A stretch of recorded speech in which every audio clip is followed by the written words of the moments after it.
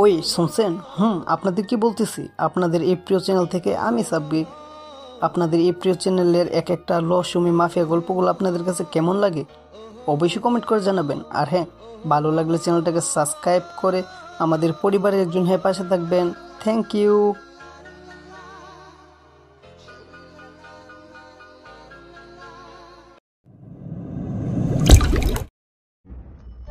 Hello বন্ধুরা, এই গল্পে সিজন 1 আর সিজন 2 আগে আপলোড করা হয়েছে। যারা যারা সিজন 1-2 শুনেন নাই তারা একটু কষ্ট করে সিজন 1-2 শুনে আসবেন। আর যারা যারা সিজন 1-2 শুনছেন তারা সিজন 3 শুনতে পারেন। Thank you. অব্র গোসল করে বাহিরে আসে। খাবার টেবিলে বসে সবাই। অব্র বসে খাবার খেতে থাকে। তখনই আশরাফ সাহেব বলেন, অভ্র, তোর লেখাপড়া কেমন চলছে? তোকে তো বলেছিলাম বিজনেস দেখাশোনা কর, তা না গ্রাজুয়েট শেষ করে নিজের মতো যা ইচ্ছা করবি বললি। কেমন করছিস পড়াশোনা? এই তো বাবা। আব্বু, আপনার ছেলে একটুও লেখাপড়া করে না। সে কি করে জানেন? সে শুধুই মেয়েদের পেছনে ঘুরে ঘুরে বেড়ায়। একবার এই মেয়ে, আরেকবার ওই মেয়ে, সেই মেয়ে, এমন করে সারাদিন ভার্সিটিতে গিয়ে। অব্রের গলায় পানি আটকে যায়, একদম আকাশ থেকে পড়ে যেন। সে তো অবাক হয়েছে, সাথে বাড়ির সবাইও অব্রের দিকে হাঁ করে তাকিয়ে আছে। অনুহি যে এসব বলবে অব্র তো কল্পনাই করেনি। অনুহির মুখে শয়তানি হাসি, যেটা অব্র ঠিকই বুঝতে পারছে। অব্র যে কিনা মেয়েদের কাছ থেকে সবসময় দূরে থাকে, আর আজ এটা শুনতে হচ্ছে। অনুহি পুরো ফাঁসিয়ে দিল অব্রকে। কি ব্যাপার অভ্র, এসব কি শুনলাম? সত্যি কি তাই? অনু কি বললে? মা, আমি এসব ও এগুলোই করে। ফার্স্ট ইয়ারের তিন্নি নামের মেয়েটার সাথে সে হাত ধরে বসে থাকে। বিশ্বাস না হলে ওর বন্ধুদের থেকে জিজ্ঞাসা করবেন। অব্র মুখে খাবার ছিল, সেটা চিবুতেই ভুলে গেল। অনুহির দিকে তাকালো সে। অনুহি অব্রের দিকে তাকিয়ে মুচকি মুচকি হাসছে। অভ্র, বৌমা যা বলেছে তা কি সত্যি? অব্র ঝাড়ি শুনে অব্র তো আরো ভয় পেয়ে যায়। নিজেকে সামলে নিয়ে বলে, নাউজুবিল্লাহ, তবা তবা, তোমার বৌমা মিথ্যা বলছে। আমি এমন কিছুই করি না। না আব্বু, আপনার ছেলে মিথ্যে বলছে। আমার কাছে প্রমাণ আছে। একদমই না আব্বা, তোমার বৌমা মিথ্যা বলছে। আমি একদম ভালো ছেলে, সবসময় পড়াশোনা করি, কোনো মেয়ের আশেপাশেই যায় না। অভ্র এমনই, বউ থাকলে সে অন্য মেয়েদের দিকে যায়। বেয়াদব। মা, তুমিও? অনুহি, আমাদের অভ্র মোটেও এমন না। মিথ্যা বলো কেন? আমি জানি সে কেমন ছেলে। এসব বাদ দাও, তোমরা এমন কথা বলবা না। তানিয়ার কথা শুনে অনুহির মুখের হাসি চলে যায়। অব্রের দিকে রাগী দৃষ্টিতে তাকায়। অব্র তো বুঝতে পারছে না অনুহি কেন রাগ করলো। বেশ তো মুচকে হাসছিল। তবে অব্রের পক্ষে কেউ থাক বা না থাক, তানিয়া ভাবে ঠিকই অব্রকে বিশ্বাস করে অব্রের পক্ষে কথা বলবে। হয়েছে হয়েছে, এবার চুপচাপ করে খেয়ে নাও। অনেক বকবক করা হলো। আর কেউ কোনো কথা বললো না। সবাই যে যার মতো খেয়ে রুমে চলে যায়। অব্র রুমে এসে ফোন চাপতে থাকে। একটু পর অনুহি আসলো রুমে। অনুহিকে দেখে অব্র মুচকি হাসলো। অনুহি রেগে যায়, প্রশ্ন করে, এভাবে হাসছিস কেন? না, এমনি। তবে আমাকে পচাতে গিয়ে নিজেই রেগে গেলেন। রুম থেকে বের হ, আমি পোশাক চেঞ্জ করব। আমি তো আপনার স্বামী, আমি থাকলে সমস্যা কোথায়? তুই বের হবি? অনুহি রেগে ঝাড়ি দিয়ে কথাটা বলল। অব্র ভয় পায়, দ্রুত রুম থেকে বের হয়ে গেল। অব্র এমন একখানা বউ পেয়েছে, সে পুরোই একটা কাঁচা মরিচ। অব্র ফোন চাপতে থাকে। তখনই কল আসে। অব্র রিসিভ করে, সাকিবের কল। হ্যাঁ ভাই, কি হয়েছে? আবির ক্লাবে আয় তো। আচ্ছা। অব্র দ্রুত বের হয় ক্লাবের জন্য। কিছু সময় পর সে সেখানে আসে। রাজকে দেখতে পায়। অব্র ভিতরে প্রবেশ করে। রাজ বসে থাকতে দেখে। কি হয়েছে ভাই? রাজ কি বলে শোন। ওর সাথে কথা বলার ইচ্ছে নেই। ওই রাখ তোদের ডং, আমি এখানে আসছি ডিল করতে। শোন, আমি তোদের সবাইকে 5 কোটি টাকা করে দেব। আমার বিজনেস ঝামেলা করবি না। ভার্সিটিতে আমার লোকেদের যেন বাধা না দেওয়া হয়। শোন রাজ, তোর সাথে আমার এর আগে কখনো কথা হয়নি, তবে তোকে আমি লাস্ট ওয়ার্নিং দিচ্ছি। এরপর যদি না শুনিস, কসম তোকে মেরে ফেলব। আমরা তোকে চিনি, কিন্তু তুই আমাদের চিনিস না। আমাদের ওপর নজর রাখার চেয়ে বরং তুই নিজেকে সাবধানে রাখিস, না হলে কখন কি হয়ে যাবে বুঝতেই পারবি না। অব্র বের হয়। জলদি বাড়ি যেতে হবে তার, দেরি হয়ে যাচ্ছে। অব্র বাড়িতে ঢোকার আগে একটি ফুল কিনে নেয় অনুহির জন্য। অনুহি কখন থেকে রেডি হয়ে অব্রের জন্য বসে আছে। অব্র রুমের দরজায় টোকা দেয়। অনুহি দরজা খুলে দেয়। অনুহিকে দেখে অব্র হাঁ হয়ে যায়। এত সুন্দর করে শাড়ি পরেছে, তবে শাড়ি পরাতে অনুহির পেট কোমর দেখা যাচ্ছে। অব্র সেদিকে না তাকিয়ে অনুহিকে বলল, ম্যাম, তুমি হলে আমার সেই স্বপ্ন যাকে আমি নীরবে গোপনে কল্পনাতে দেখি। তোমাকে আঁকড়ে ধরে তোমাকে ভালোবাসি। অনুহি অব্রের থেকে ফুলটা নিয়ে ছুঁড়ে ফেললো। অব্র কিছু বলল না, একটি মুচকে হাসি দিল। অনুহি রেগে বলে, তোর প্রপোজের গুষ্টি কিলাই, কোথায় গিয়েছিলি? হ্যাঁ, বাহিরে। আমার যেতে হবে, আজকে ফাংশন আছে ভার্সিটিতে। তুই গেলে আয়, না হলে যা খুশি কর। আপনি কি শাড়ি পরে যাবেন? কেন, কোনো সমস্যা? শাড়ি পরতে হবে না, অন্য কিছু পরেন, বোরখা পরেন। পারবো না। অব্র আর কিছু বলল না। সে একটা শার্ট পরে বের হলো। নিচে আসতে তানিয়া এদের দুজনকে দেখে বলে, ওয়াও, দুজনকে বেশ ভালোই মানিয়েছে, হেভি লাগছে তো। অনুহি কালো রঙের শাড়ি, কালো রঙের ব্লাউজ আর চুলগুলো ছেড়ে দিয়ে বাসেটিতে বের হয়ে যায়। তাকে দেখতে যে খারাপ লাগছে এমন না, অনুহিকে দেখতে বেশ ভালোই লাগছে, কিন্তু শরীরে অনেক জায়গায় দেখা যাচ্ছে, যার জন্য অব্র অনুহিকে বারণ করেছিল। কিন্তু অনুহি তো নিজের কথা ছাড়া আর অন্য কারোর কথা শোনে না। আর এসব দেখে অব্রের অনেক খারাপ লাগে, সাথে রাগও হয়। অব্রের ভালো লাগে বা খারাপ লাগা তো অনুহির কোনো যায় আসে না। বাসার বাইরে আসে, অব্র তার বাইক বের করলো। ম্যাম, যাবেন? না, আমি গাড়িতে যাব, আমার গাড়ি আছে। তাহলে আমিও আসি। তুই বাইকে করে যা। মনটা একটু খারাপ হয়ে আছে অব্রের। বাইক নিয়ে চলে যায় বাসিটিতে। অনুহি গাড়িতে বসে বাসিটিতে আসে। বাসিটিতে আজকে বেশ সুন্দর সাজানো হয়েছে, অনেক নামি দামি লোকজন এসেছে বাসিটিতে। 10 বছর পূর্তি অনুষ্ঠান আজকে। অব্র এসে বসলো ওর বন্ধুদের কাছে। তিন্নি মেয়েটাও আছে সেখানে। অব্রের মন খারাপ লাগছে অনেক। নেহাল বলল, কিরে, তোর কি মন খারাপ? না। কেমন আছো অভ্র? ভালো আছি, তুমি? ভালো। তোমার মন খারাপ কেন? কই, মন খারাপ না। অব্র আর কিছু বলল না। সবাই যে যার মতো গল্প করছে। হঠাৎ একটি গাড়ি প্রবেশ করে বাসেরিতে। গাড়িটি অনুহির। অনুহি গাড়িটি পার্কিং এরিয়াতে রেখে গাড়ি থেকে নামলো। গাড়ি থেকে নামতে এক দমকা বাতাস অনুহির চুলগুলো মুখের উপর আছড়ে পড়ে। অনুহি সেগুলো ঠিক করতে ব্যস্ত হয়ে যায়। ঠিক এই মুহূর্তে অনুহিকে যা সুন্দর গর্জিয়াস লাগছিল। অব্র সব বাসেটির সব স্টুডেন্ট, টিচাররা যারা এসেছে তারা সব অনুহিকে দেখতে থাকে। কতগুলো ছেলে আর মেয়ে অনুহির কাছে যায়। অব্র ওদের মধ্যে কয়েকজনকে চিনে, আবার চিনে না। জানে ওনারা সবাই অব্রের সিনিয়র, অনুহির ফ্রেন্ড ওরা। অনুহির কাছে গিয়ে রাকিব ছেলেটি অনুহির চুল হাতে নিয়ে টেনে বলে, কিরে দোষ, আজকে তো তোকে মারাত্মক সুন্দর লাগছে। কেমনে কি বলতো?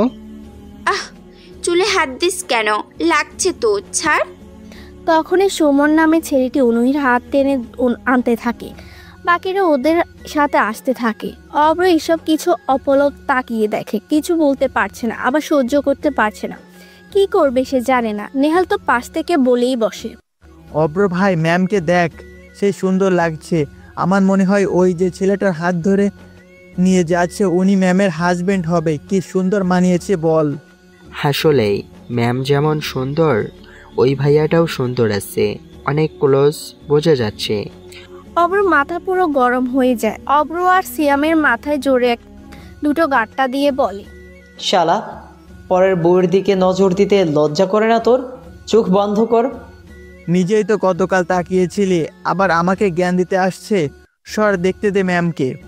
দূর থাক তোরা। অব্র কথাটা বলে সেখান থেকে চলে যায়। অনুহি অব্রে চলে যেতে দেখে। অব্রকে দেখা মাত্র অনুহি তার ফ্রেন্ড সুমন থেকে নিজের হাতটা ছাড়িয়ে নেয়। বাসটির পিছনের দিকে অব্র যেতে থাকে। অব্রের কিছু ভালো লাগছে না। নিজের বউকে অন্যজনের হাত ধরে তাকে স্পর্শ করে, অথচ অব্রের জন্য বলার কিছুই নেই। বাসটির পিছনে একটি ছোট দিঘি, সেখানে বসার জায়গা করা আছে। অনেকে এখানে বসে আছে। অব্র গিয়ে একটি বেঞ্চে বসলো। কিছু ঢিল দিঘিতে ছুটে মারছে। দিঘিতে অনেক শাপলা ফুল ফুটেছে। অব্র সেসব দেখছে। বেশ কিছু সময় পর নেহালরা আসে। অব্রের পাশে বসে নেহাল বলে, কি ব্যাপার, তোকে সারা জায়গায় খুঁজলাম আর তুই কিনা এখানে এসে বসে আছিস, কি সমস্যা? কোনো সমস্যা নেই, তোরা যা, অনুষ্ঠানে অ্যাটেন্ড কর। আমার ইচ্ছে করছে না। আরে রাখ তোর অনুষ্ঠান, কি হয়েছে তোর, তাই বল আগে। কিছু না, তোরা চুপচাপ বসলে থাক, না হলে গেলাম আমি। আচ্ছা যাস না, বসছি আমরা। কিন্তু তোর মুড অফ তো, ভালো লাগছে না, কি করা যায় বলতো? চল গিটার আছে, যখন গান গাই। অব্র গিটার হাতে নিল, টিউন উঠাতে শুরু করে। কয়েক মিনিট পর অনুহির ও ওর ফ্রেন্ডরা এখানে আসে। অব্র তাদের দেখেনি, ওরা কিছুটা দূরের বেঞ্চে বসে আছে। অব্র গিটার বাজিয়ে গাইতে থাকে। আমি তো অনেকদিন আকাশের তারা গুনি না, আমি তো এখন আর আমাকে খুঁজে পাই না। আমি তো তোমাদের পথের কাটা হয়ে আচমকা ঘৃণার মাঝে বেঁচে থাকা দেয়। এই কটা বাঁচার জন্য বাঁচতে চায় না, এই কটা নিঃশ্বাস ফুরালে যাব বিশ্বাস হয় না। কি যে মায়া লাগে আমার নিজের জন্য, আহারে। অব্র এসে যে নিজের জন্য গানটা গেয়ে শেষ করে থামলো, তখনই কতগুলো চোখ অব্রের দিকে তাকিয়ে আছে। অব্র নেহালের কাছে গিটার দিয়ে যখনই উঠে চলে আসতে যাবে, এমন সময় চোখ পড়লো দূরের বেঞ্চে থাকা অনুহির দিকে। সবগুলো হেসে হেসে গল্প করছে। অব্র আর নিজেকে সামলাতে পারে না, অনুহির দিকে এগিয়ে যায়। নেহাল পিছন থেকে ডাকে, অব্র কোথায় যাচ্ছিস? ম্যামের কাছে যাস না, ঝামেলা হবে কিন্তু। অব্র শোন। দোস্ত যাস না। কে শুনে কার কথা? অব্র অনুহির কাছে এসে দাঁড়ায়। সুমন অনুহিকে প্রশ্ন করে, অনুহি দোস্ত, তুই কি জানিস তুই আগের থেকে আরো বেশি সুন্দর হয়ে গিয়েছিস? তোকে দেখলে মন চায় সাথে করে বাড়িতে নিয়ে যাই। তারপর বলো তো, বিয়ে কবে করবি, নাকি করেছিস? বিয়ে? তোদের মনে হয় আমি তোদেরকে না বলে বিয়ে করব? এখনো দেরি আছে, সবে তো জবটা পেলাম, এখন এসব বিয়ে নিয়ে। অনুহি কথা শেষ করতে পারে না, ঘুরে তাকায়, দেখে অব্র এসে দাঁড়িয়ে আছে।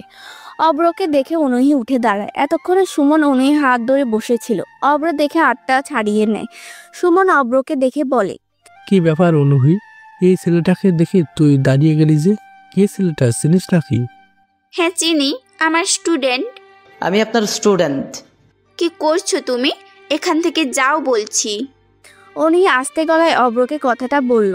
অব্র মুচকি হাসে। সবাই ওদের দিকে তাকিয়ে আছে। অব্র হেসে বলে, আসসালামু আলাইকুম ma'am. Ma'am, first chemistry exam তো আমি দিতে পারিনি। প্রিন্সিপাল বলেছিল আপনি সাবজেক্টটা দেখবেন, আপনার সাথে কথা বলতে বলেছিল।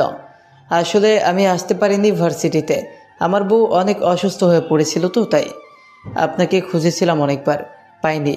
আজকে পেয়েছি, এই জন্য ভাবলাম আপনাকে জানিয়ে দিই। সাবজেক্টটাতে পাশ করিয়ে দিন ম্যাম। হ্যাঁ। সরি আপনাদের ডিস্টার্ব করলাম। ভাইয়া, আপনাকে চিনি না, তবে আপনার সাথে ম্যামকে বেশ মানিয়েছে। অব্র সুমনের উদ্দেশ্যে কথাটা বলল। সুমন হাসে। অনুহির হাত ধরে এসে অনুহির হাত ছাড়ানোর চেষ্টা করে। অব্র হাসে দেয়। অব্র একবার অনুহির দিকে তাকায়, আরেকবার হাতে ধরে থাকার দিকে তাকায়। সুমন বলে, দেখেছিস সবাই একই কথা বলে, তুই কখনো বুঝলি না আমাকে। কতবার তোকে প্রপোজ করেছি, তুই এমনভাবে দেখিয়ে চলে গেছিস। এবার হচ্ছে না, তোর কথা বাসায় বলেছি, বিয়ে তোকেই করব। সুমন, আমার হাত ছাড়। যাই হোক, সরি আপনাদের ডিস্টার্ব করলাম। আমার ওয়াইফের জন্য দোয়া করবেন। আল্লাহ হাফেজ।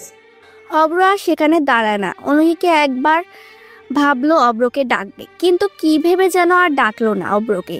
অব্র পছন্দ মেজাজ খারাপ হয়ে আছে। বন্ধুদের কাছে আসে, সেখানে একটি পিলার আছে। অব্র এসে জোরে পিলারে একটি লাথি দেয়, পিলারটি ভেঙে পড়ে। সাথে সাথে নেহালরা এসে অব্রকে ধরে। অব্র মাথা কাজ করছে না, সে সাইকো ক্যারেক্টার ঢুকে যাচ্ছে। নেহাল অনেক কষ্টে সামল দেয়। কি হয়েছে অব্র, এমন করছিস কেন? তুই ঠিক আছিস? সিগারেট আছে? কি তুই স্মোক করিস? না মানে সিগারেট খাবি তোরা, আমি ধোয়া দেখব, আছে কিনা বল। না নেই। চল সামনের দিকে। কি হয়েছে তোর, কেমন পাগলামি করছিস? তিন্নি কোথায় রে? তিন্নিকে প্রপোজ করবো আজকে আমি। অব্র মাথা ঠান্ডা কর, আমি বুঝতে পারছি ম্যাম তার হাজব্যান্ডকে নিয়ে আসছে ভার্সিটিতে। অব্র সেটা সহ্য করতে পারেনি, কিন্তু সে তো অব্রের বউ। হ্যাঁ, সে আমার বউ। কি মানে? মানে হতে পারতো, আমার বউ হতে পারতো। থাক তোরা। অব্র চলে যায় সেখান থেকে। এসব কিছু অনুহি দেখছিল, কিন্তু অনুহি কিছু বলল না। তারপর অনুহি ভার্সিটির ভিতরে অব্রকে অনেক জায়গায় খুঁজে, কিন্তু অব্র দেখতে পায় না। অনুহি ডাক পড়ে স্টেজে। অনুষ্ঠানকে প্রেজেন্ট করার জন্য অ্যাঙ্কারিং শুরু করে দেয়। বেশ কিছু সময় চলে যায়। অনুহি স্টেজ থেকে নামে, ওর বন্ধুরা অনুহির সাথে থাকে। অনুহিরা হেঁটে পিছনের দিকে আসে। অব্রের জন্য কিছুটা মন খারাপ লাগছে। পিছনে এখন তেমন কোনো লোক নেই, তবে অব্র এখানে আছে অনুহি জানে না। হঠাৎ একটি গাড়ি আসলো সেখানে। গাড়ি থেকে রাজ নেমে অনুহির কাছে আসে।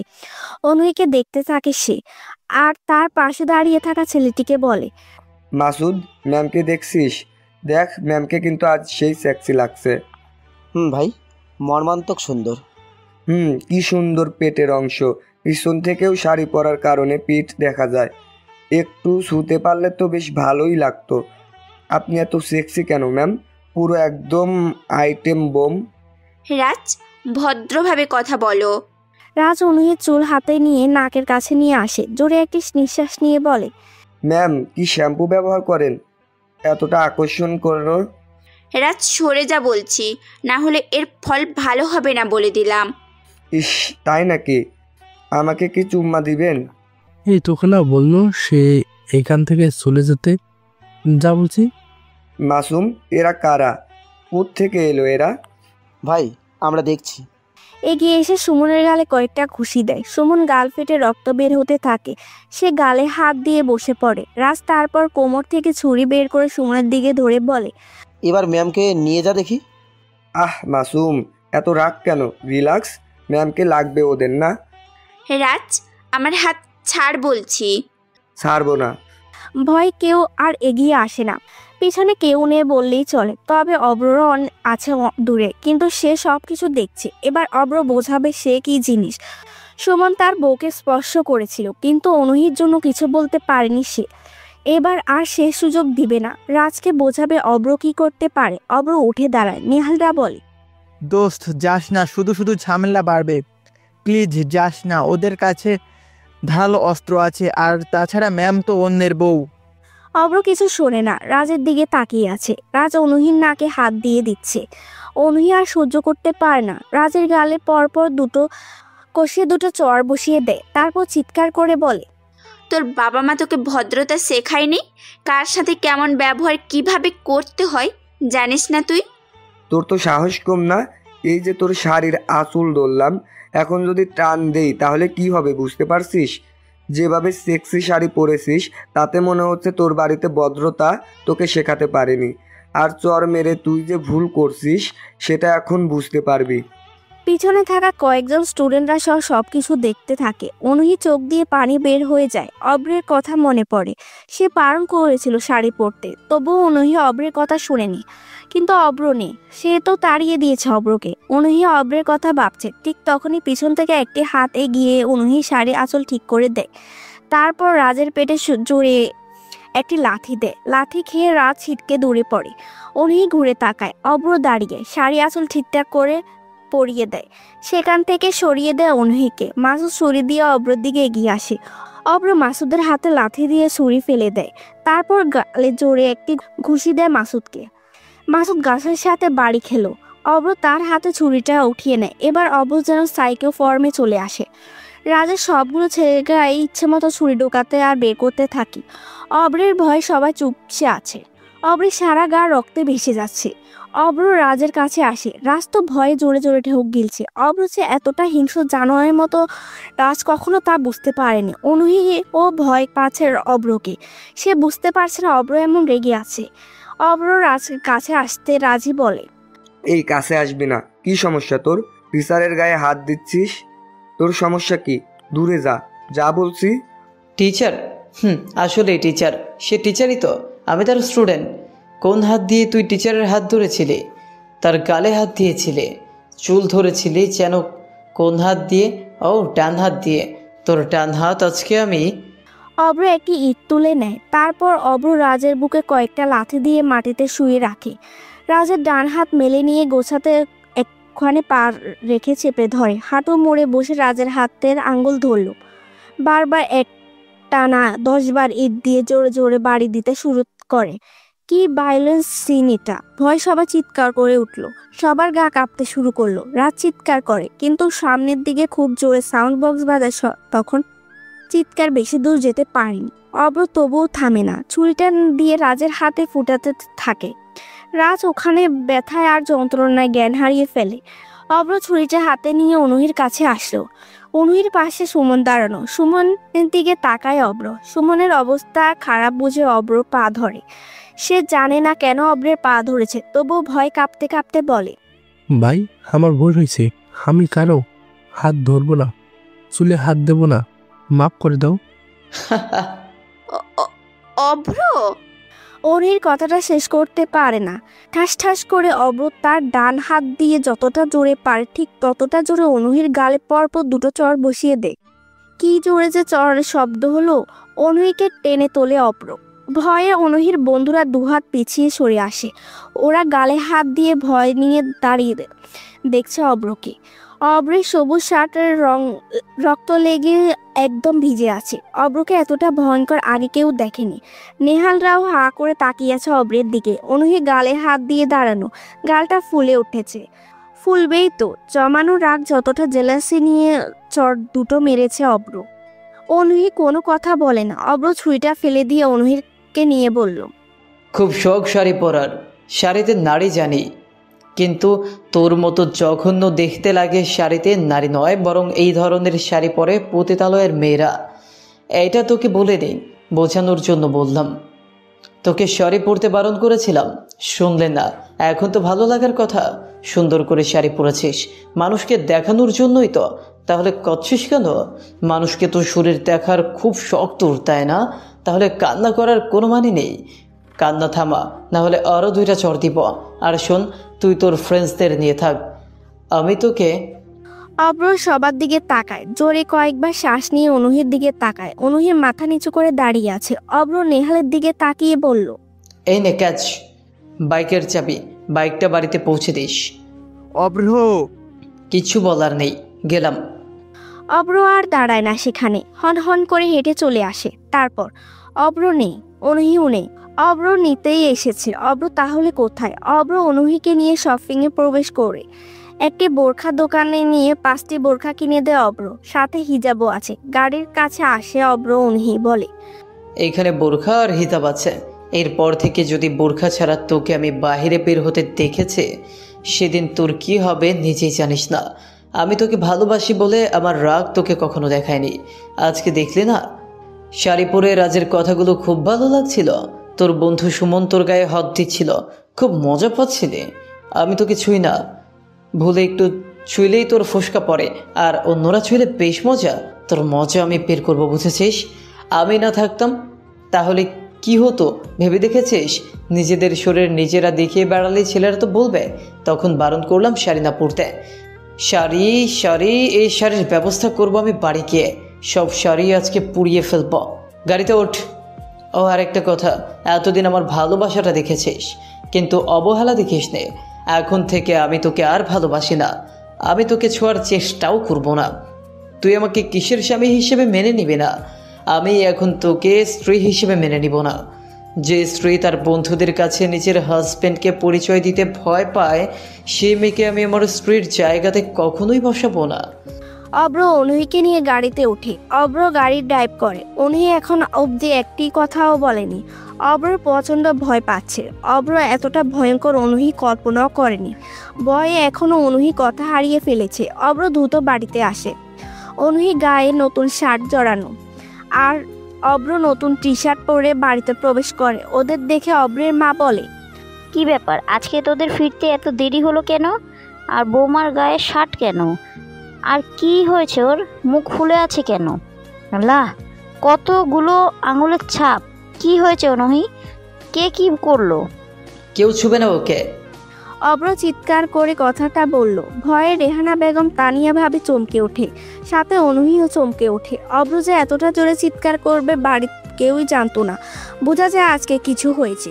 কেউ কোনো কথা বলে না। অব্র দ্রুত রুমে চলে যায়। আলমারি থেকে অনুহি সব শাড়ি বের করে, সবগুলো শাড়ি বের করে নিচে নিয়ে আসে। শাড়িগুলো নিচে এসে সব অনুহির সামনে ছুঁড়ে ফেললো। অব্রের পাগলামে কেউ কথা বলার সাহস পাচ্ছে না। বাড়িতে সবাই আছে, কিন্তু অব্র চিৎকার করে বলে, তোর শাড়ি পরার অনেক শখ।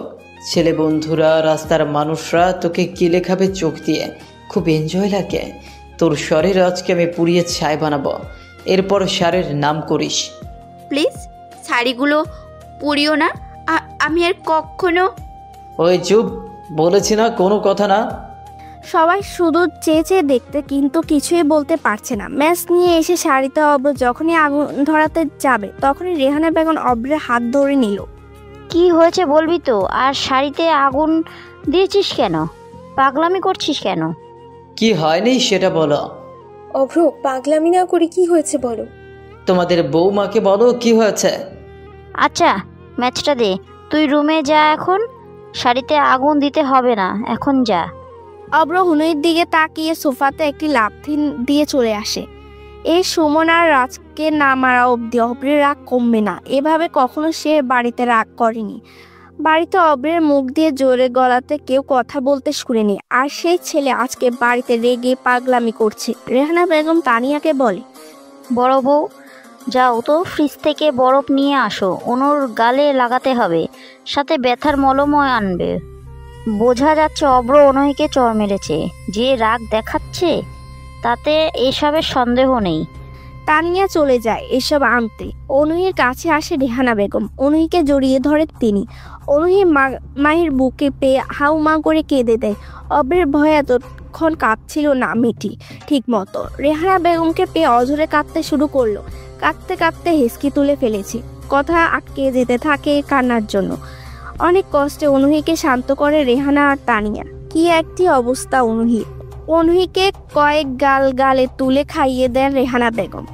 তারপর ব্যথার মেডিসিন দিয়ে এক হাত দিয়ে জড়িয়ে ধরে বলে, অনুই মা, কি হয়েছে? অব্র এভাবে রেগে আছে, ওকে কোনো দিন এভাবে রাখতে দেখিনি। এতটা রেগে আছে কেন সে? তোকে কেন মারলো? অনুহি এখনো ফুফিয়ে ফুফিয়ে কাঁদছে। রেহানা বেগম বলে, আরে পাগলি মেয়ে, এভাবে কান্না করছিস কেন? কিছু হবে না তো, আছি তো আমরা। অনুহি বলো তো কি হয়েছে? আর বাচ্চাদের মতো কান্না করো কেন?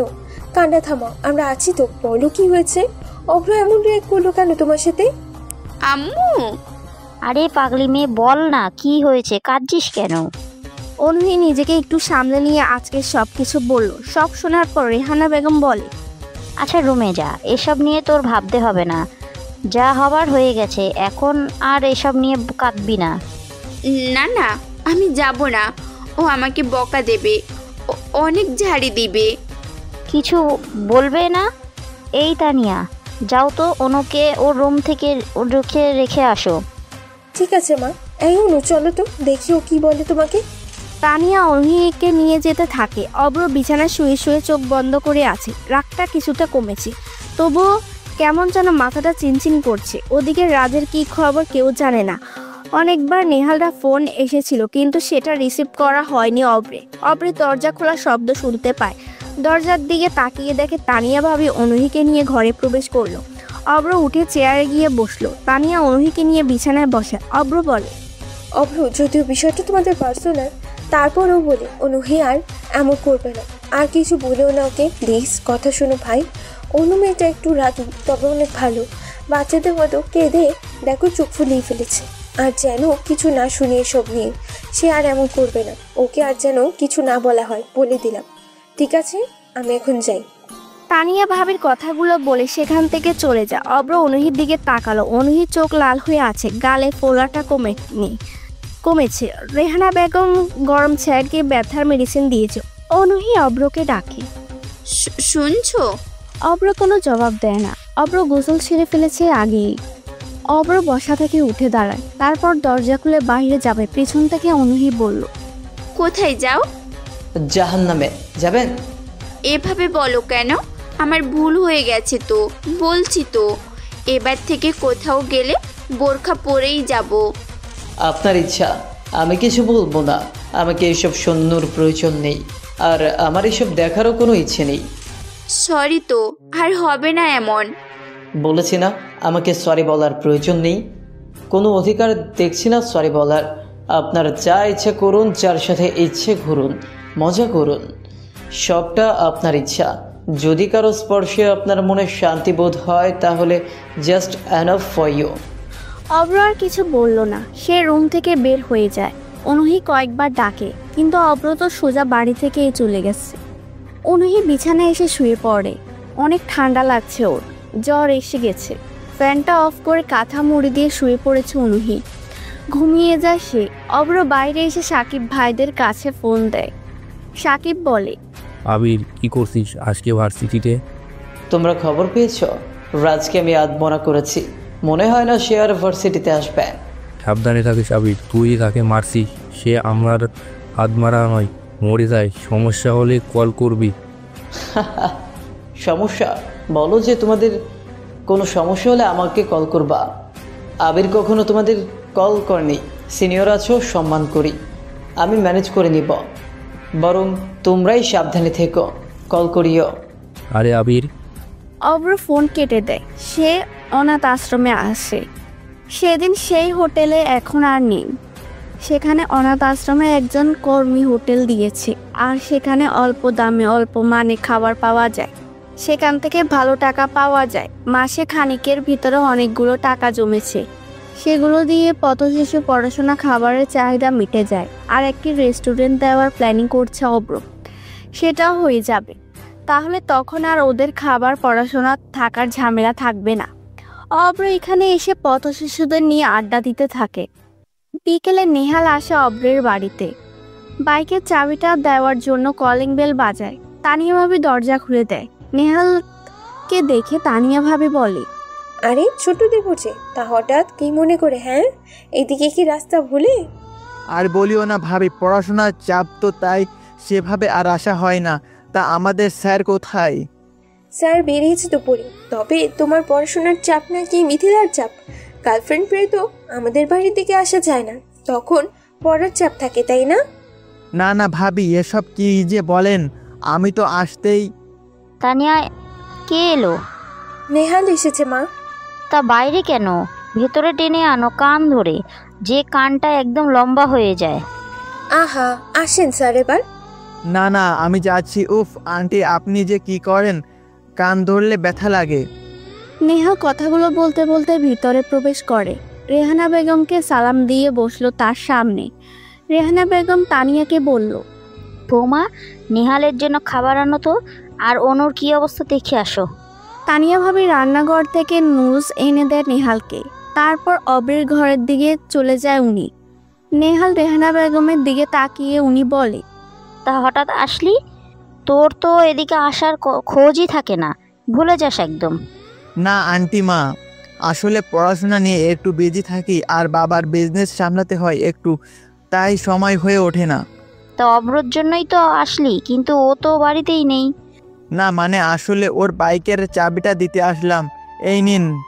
ভার্সিটিতে বাইক দেখে আসছিল, একটু ঝামেলা হয়েছিল তো তাই। অব্র আজকেই রেগে বাড়িতে। মা, অনুর তো অনেক জ্বর এসেছে। কি বলো? বাইরে ওকে নিয়ে আসো, জলদি মাথায় জলপট্টি দিতে হবে। রেহানা বেগম কথা মতো তানিয়া অনুহির কাছে যায়। আবার নেহাল ভাবতে থাকে অনুহিকে তানিয়া ভাবির বোন নাকি। ভাবতে ভাবতে নুডলস গালে পড়ছে। এমন সময় তানিয়া ভাবি একটা মেয়েকে ধরে নিচে নামছে। মেয়েটার মুখটা চুলের কারণে আর ভাবির ওড়নার কারণে টের পাওয়া যাচ্ছে না অব্র। কিন্তু যখন সামনে আসে তখনই নেহাল শকড হয়ে যায়। তাদের তাকিয়ে থাকে অনুহির দিকে। অনুহি ম্যাম এখানে? উঠে দাঁড়িয়ে যায় নেহাল। অনুহিকে দেখে নেহাল বলে, ম্যাম আপনি এখানে? নেহাল, তুমি কেমন আছো? আপনি মানে এখানে কিভাবে? অনু, তোর নাকি জ্বর এসেছে? অল্প আসছে, চিন্তা নেই।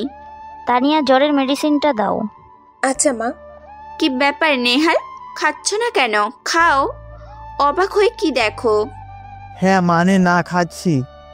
অনুহি মেডিসিন খায়, কিছুটা সুস্থ হয়। সবাই মিলে গল্প করে। রেহানা বেগম নেহালকে ছাড়তেই না। অব্র না ফেরা অবধি নেহাল এখান থেকে যাওয়া নিষেধ করে দেয়। একবার রাতে ডিনার করে যাবে বলে দেয়। নেহাল আর কি করবে, অব্রদের বাড়ি থেকেই যায়। অনুহি সোফাতে বসে আছে। রেহানা বেগম আর তানিয়া রান্নাঘরে প্রবেশ করে। নেহাল ভয় আর সংশয় নিয়ে প্রশ্ন করলো, ম্যাম কিছু মনে না করলে একটা প্রশ্ন করব? হ্যাঁ করো। আপনি এখানে কেন? মানে আপনি কি ভাবির কিছু হন? কোনো কাজিন হবেন? না। ওহ, তাহলে মানে আপনি এখানে কেন? আমি থাকতে তোমার সমস্যা হচ্ছে? না না, কোনো সমস্যা নেই। হুম। আর ম্যাম, ভার্সিটিতে কি হলো বুঝতে পারলাম না, সব মাথার উপর দিয়ে গেল। অব্র এত কিছু বললো, এত রেগে সে এরকম বড় কাজ করলো, আপনি চুপচাপ শুনলেন? হ্যাঁ শুনেছি তো। কি ব্যাপার, তোমরা কি গল্প করছো? তুমি কি মানে ম্যাম এখানে কেন? অনু এখানে থাকবে না তো কোথায় থাকবে? কিন্তু এখানে মানে আসলে ধুর, তোমরা কেউ বুঝো না কেন? বেচারা আমার ছোট ছেলের বৌমা, মানে অব্রর বউ, বুঝেছিস গাধা? কি মানে? কবে, কখন থেকে, কিভাবে? আমি জানলাম না কেন? অব্র তো কিছুই বলেনি। তোমাদের বলেনি অভ্র? না, অব্র এখন কোথায়? ওকে আজ মজা দেখাবো। ফোন করো, দেখো কোথায়। নেহাল অব্রকে ফোন করে। অব্র কল কেটে নেহালকে টেক্সট করে। বাইক রেখে যা, আমি 1 ঘন্টা পর আসবো। আচ্ছা। নেহাল কিছু বলে না আর। ওরা একসাথে বসে লুডো খেলতে থাকে। অনুহি যে এতটা ভালো বিহেভ করবে নেহাল সাথে নেহাল বুঝতে পারেনি। রাগী করা ম্যাম, কিন্তু এখানে তো এত সুন্দর বিহেভ। বাট অব্র কেন বলল না? রাত 9টা বাজে। অব্র বাড়িতে আসে। কলিং বেলের শব্দ শুনতে পায়। অনুহি যে দরজা খুলে দিল। প্রতিদিন অনুহি দরজা খুলে দেয়, আর অব্র ফুল বাড়িয়ে দিয়ে না কিছু ভাবে অনুহিকে প্রপোজ করত। কিন্তু আজকে অনুহিকে সরিয়ে ভিতরে যেতে থাকে অব্র। অনুহি বলে, কি ব্যাপার, আজকে ফুল কোথায়? রোজ ফুলগুলো ডাস্টবিনে পড়ে থাকে, ফুলের স্থান ডাস্টবিনে নয়। আজকে কিছু বললে না যে? এমনি, এক জিনিস রোজ ভালো লাগে নাকি? এখনো সব বিরক্ত লাগে। সরুন, ভেতরে যাব। অনুহিকে আর কিছু না বলে অব্র ভিতরে আসে। অনুহি অবাক হয়, যে ছেলে তার সাথে কথা বলার জন্য ফুল চকলেট নিয়ে আসতো, পিছনে লেগে থাকতো, সে ছেলে আজকে কোনো কথাই বলছে না। অব্র ভিতরে এসে নেহালকে দেখে অবাক হয়। দ্রুত নেহালের কাছে গিয়ে বলে, কিরে তুই এখানে কখন আসলে? বিকেলে আসলাম। যাসনি? গেলে কি এখানে দেখতি? আর তাছাড়া আন্টি যেতে দেয়নি, রাতে বিরিয়ানি দাওয়াত দিয়েছে। কেন, তোর কোনো অসুবিধা? আর ছোট ভাবির হাতের চা কিন্তু অনেক সুন্দর, খেয়েছি আমি, তুই তো রোজই খাস। নেহাল কথাগুলো বলে একসাথেই হাসলো। অব্র অনুহির দিকে তাকায়। ছোট ভাই বলতো অব্রের বউ মানে অনুহিকে বুঝিয়েছে। অব্র কিছু বলে না। অব্র যা, ফ্রেশ হয়ে আয়, ডিনার করব, তোর বাবাও আসছে, জলদি আয়। অব্র আর কোনো কথা বলল না। সে ফ্রেশ হয়ে খাবার টেবিলে এসে বসলো। অনুহি অব্রের ঠিক সামনে চেয়ারে বসে। অব্র খেতে শুরু করে। পাশে অবশ্য নেহালও আছে। অব্র খাচ্ছে আর এদিকে অনুহি অব্রের দিকে এক দৃষ্টিতে তাকিয়ে আছে। মনে মনে ভাবছে, যে ছেলে এত কিছু বলি সে কোনো রিয়েক্ট করে না, আর আজ সারাদিন কেমন ব্যবহার করছে। কিন্তু অব্র ওদের এভাবে মারলো কেন? কি ডেঞ্জারাস অব্র। তানিয়া খেয়াল করে অনুহি খাচ্ছে না, বরং না খেয়ে অব্রের দিকে তাকিয়ে আছে। তানিয়া ভাবে অনুহির কাছে গিয়ে বলে, অনুহা এখন খেয়ে নাও, পরে অনেক দেখার সময় পাবে। ইস, মনে হয় কতকাল দেখোনি, কি প্রেম রে। অনুহি বেশ লজ্জা পায়, সাথে সাথেই চোখ সরিয়ে নিয়ে মাথা নিচু করে নিল। তারপর খেতে থাকে। অভ্র তানিয়া ভাবির দিকে তাকায়। তানিয়া মিটমিট করে হাসছে। হাতের ইশারায় অভ্র বলল, কি হয়েছে? কিছু না, খাও। সবাই একসাথে খেতে থাকে। খাবার শেষ করে অব্র সোজা ছাদে চলে আসে। ছাদে তাকিয়ে আকাশ দেখছি, আর কানে ওয়্যারলেস ইয়ারফোন দিয়ে গান শুনছে। তখনই ওর মাথায় জোরে একটি গাঁটটা পড়লো। ও মা গো, ওই কে রে, এত জোরে মারলি? শালা, ট্রিট দেওয়ার ভয়ে বলিসনি যে তোর বিয়ে হয়েছে, তাও আবার ম্যামের সাথে? হারামি, তোর ব্যবস্থা করব আমি। ম্যামকে তুই বিয়েই করে ছাড়লি। ও তুই? আসলে বন্ধু, এখানে একটা বিষয় আছে, যে জন্য তোদেরকে কিছু বলিনি। তোর বিষয়ের নিকুচি করে। শালা বেঈমান, কাহিনী কি বল আগে। নেহালের কথা বলে আবার অব্রের পিঠে কয়েকটা চড় মারলো। অব্র নিজেকে সামলে নিয়ে বলে, ভাই থাম থাম, এইভাবে মারিস কেন? ব্যথা করছে তো। উফ, মেয়েদের মতো করিস কেন? ব্যথা দেওয়ার জন্যই তো মারা। তুই এমন একটা কাজ করতে পারলি বন্ধু? আরে আগে তো আমার কথা শোন। খালি বাদরামো, সব শোন আগে। তোকে বলবো বলবো করে বলা হয়নি রে। আচ্ছা বল, কাহিনীটা কি? আমি যা বলবো তা কাউকে বলবি না, প্রমিস কর। যদিও তুই বুঝতে পারলি এসব কথা কাউকে বলার মতো না। আব্বে হালা বর। অব্র ছাদের সাথে হেলান দিয়ে দাঁড়ালো, বুকে হাত বেঁধে নেহালকে বলে, ম্যামের সাথে আমার আনফর্চুনেটলি বিয়ে হয়। ওনার অন্য জায়গাতে বিয়ে হতে যাচ্ছিল, বাট ভুল করে আমার সাথে হয়ে যায়। এটা মায়ের কারণে। বর বিয়ের আগে ভেগে যায় প্রেমিকার সাথে, মা তখনই আমার সাথে ম্যামের বিয়ে দিয়ে দেয়। ভাবছিলাম তোদেরকে সারপ্রাইজলি ইনভাইট করে সব জানাবো। খুশিও হয়েছিলাম ম্যামকে বিয়ে করে, কিন্তু সেই খুশিটা বাসুর ঘরে ঢোকার পরে নষ্ট হয়ে যায়। মানে ম্যাম এই সম্পর্কটা মেনে নেয়নি, তাই তোদের কিছু বলেনি। সাফ জানিয়ে দেয় সে আমাকে হাজব্যান্ড হিসেবে মেনে নিতে পারবে না। আমি যেন কোনো অধিকার না দেখাই, তাকে যেন স্পর্শ না করি, বরং তাকে ডিভোর্স যেন দিয়ে দিই। সব কিছুর পর কোন খুশিতে তোদেরকে বলবো যে আমি ম্যামকে বিয়ে করেছি? জানিস, মাসখানেক হলো বিয়ে করেছি, এখনও আমরা এক বিছানাতে ঘুমাইনি। তাকে আমি টাচ করিনি, সেইভাবে আলাদা ঘুমাই। যাই হোক, সব মিলেই তোদেরকে বলবো কিভাবে বল? সেই তো ডিভোর্স দিতে হবে, তখন সব স্বাভাবিক। মাঝখান থেকে যদি জানা এরপর ডিভোর্স হলে কি মুখে তোদের সামনে যাব আমি বলতো? কি বলিস এসব? এমন হয়ে থাকিস? আচ্ছা বুঝলাম, কিন্তু এভাবে কতদিন চলবে? তোর কষ্ট হয় না? হলেই বা কি করার আছে? ম্যামের মনে আমার জন্য জায়গা করার চেষ্টা করছি। এরপর যদি না পারে তাহলে তো কিছু করার নেই। আর চেষ্টা কর, ইনশাআল্লাহ পারবি। ডিভোর্স হবে না দেখবি। চেষ্টা করছি, দেখা যাক কি হয় শেষ পর্যন্ত। কিন্তু রাজের কি খবর? ওহ আর বলিস না, রাজ তো সেখানে অজ্ঞান হয়ে যায়। পরে ওর বাবার লোক এসে ভার্সিটির সবখানে তোকে খুঁজেছে। আমরা তো ভয়ে চলে আসি। হাওয়া বিশাল গরম রে, যে কোনো সময় যে কোনো কিছু ঘটতে পারে। তবে মনে হয় রাজ কোমাতে যেতে পারে। নতুন বা হাত তো নষ্ট করে দিয়েছিস, কি হয় কে জানে। ওর ব্যবস্থা ঠিকই করেছে। শালার জন্য মেয়েরা ভালো মতো ভার্সিটিতে আসতে পারে না, সব সময় মেয়েদের ইজ্জত নিয়ে টানাটানি করে। আর ড্রাগ সেল করবে তাই না? ওর ড্রাগ সেল করাচ্ছি। ঠিক বলে করেছিস, কিন্তু ওর বাপ কি তোকে ছেড়ে দিবে? ওর বাবা তো এমপি, বুঝিস। কিন্তু সারাদিন যেহেতু কিছু হয়নি, তাহলে আর কিছু হবে না, আর হলে সেটা দেখা যাবে। দুজন আরো কিছু সময় গল্প করে চলে যায়। নেহাল ওর বাড়িতে চলে যায়। অব্র 12টার দিকে রুমে আসে। রুমের লাইট অন করে দেখে অনুহি বিছানায় বসে ফোন চাপছে। অব্র হাতে মুখে পানি দিয়ে পড়ার টেবিলে আসলো। লাইট অফ করে টেবিল ল্যাম্প জ্বালিয়ে পড়তে বসছে। অনুহি ফোন চাপা বাদ দিয়ে অব্রকে দেখছে। অব্র সেটা বুঝতে পেরে মনে মনে বলল, এই ম্যামের আবার হলো কে? এভাবে সব সময় তাকিয়ে থাকছে কেন বুঝলাম না। অব্র তেমন কিছু ভাবে না, কারণ অনুহি যে রাগে আর কঠিন মনের মানুষ, তাতে মনে হয় না কখনো অব্রের প্রতি ভালোবাসা তৈরির মনে ভিতরে। রাত 2টা অবধি পড়ল অব্র, কিন্তু অনুহি ঘুমায়নি। অন্য দিন তো অনুহি ঘুমিয়ে পড়ে, কিন্তু আজকে অনুহির কি হলো? এইসব ভাবনা বাদ দিয়ে অব্র ঘুমানোর জন্য ফ্লোরে পাতা আর তার কাঁথা বালিশ নিতে বেডের কাছে আসলো। এখানে এসে তো অব্র অবাক, কারণ একটা কাঁথা একটা বালিশ রাখা, যা অনুহির পিঠের নিচে, আর কাঁথাটা গায়ের উপর। অব্র অনুহির দিকে তাকায়। অনুহি মিটমিট করে হাসছে।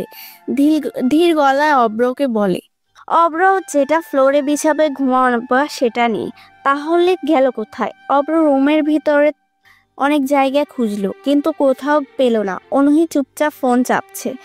যা একটা কাঁথা ও বালিশ আছে সেটা অনুহির কাছে। অব্র টেবিলের কাছে এসে চেয়ারে বসলো। অনুহিকে প্রশ্ন করলো, তুমি কি কিছু খুঁজছো? আর একটা বালিশ আর কাঁথা কোথায়? নাই মানে জানি না।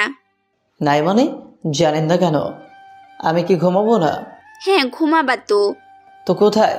নিচে ফ্লোর ঠান্ডা, কাঁথা ছাড়া ঘুমানো যাবে না। তো বিছানায় ঘুমাবা। বিছানায় মানে? আর বিছানায় ঘুমোতে গেলেও তো আর একটা বালিশ লাগবে। আর তাছাড়া আপনি নিচে ঘুমাবেন, কাঁথা ছাড়া নাকি? আমি কখন বললাম নিচে ঘুমাবো? তাহলে ভাবির কাছে? গাধা, এসব লাগবে না।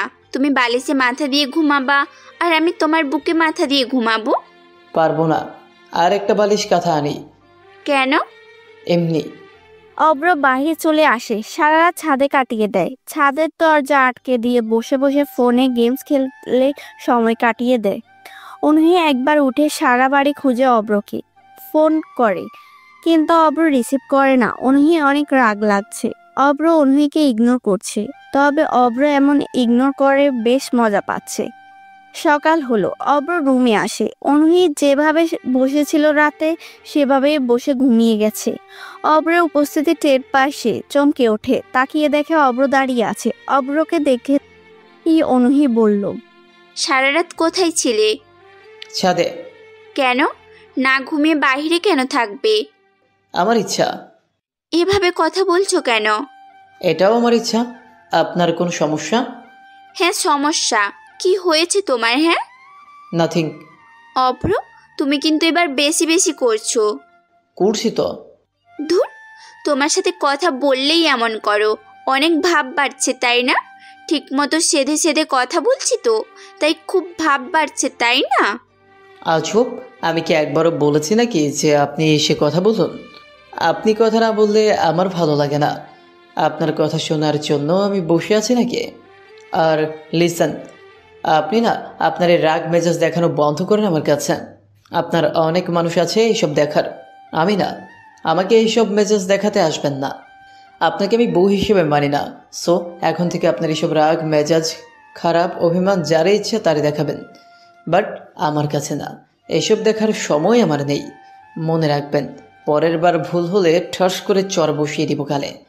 অব্রের কথাগুলো শুনে অনুহি চুপ হয়ে যায়। অনুহি ভাবতে পারে না অব্র তাকে এভাবে কথাগুলো বলবে কখনো। অনুহি বুঝতে পারে না অব্র তার থেকে দূরে সরে যাচ্ছে।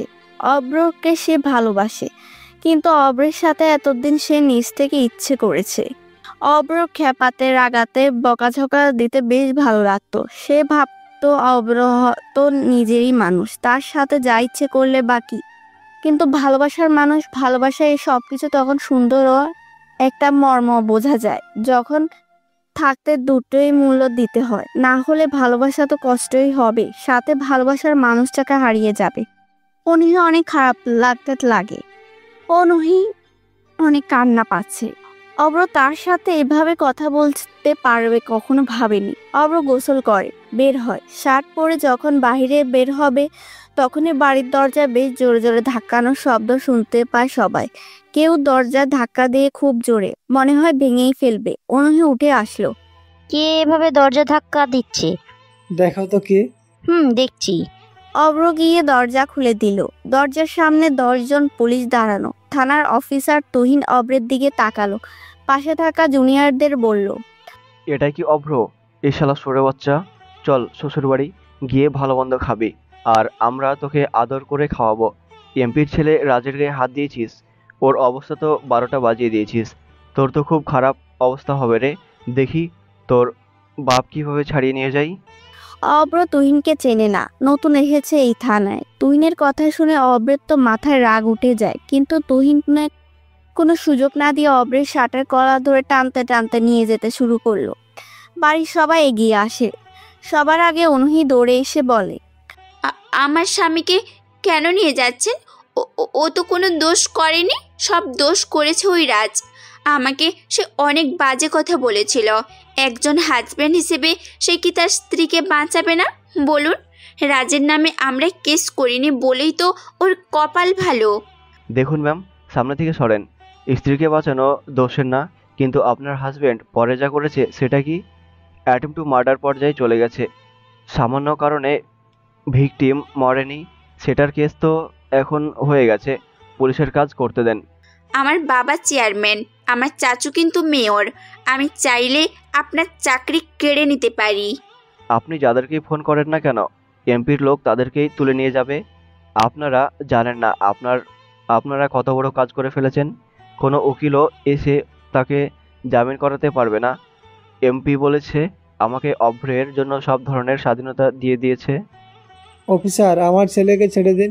আপনি কিন্তু কাজটা ভালো করছেন না। আমাকে আপনি চিনেন না। দেখুন, এমপি হলো একটা মাস্তান। আপনি পাওয়ার দেখাবেন, আপনার পরিবারের লোকজন মরবে, তাই নিজের ভালো জন্যে চুপচাপ থাকবেন।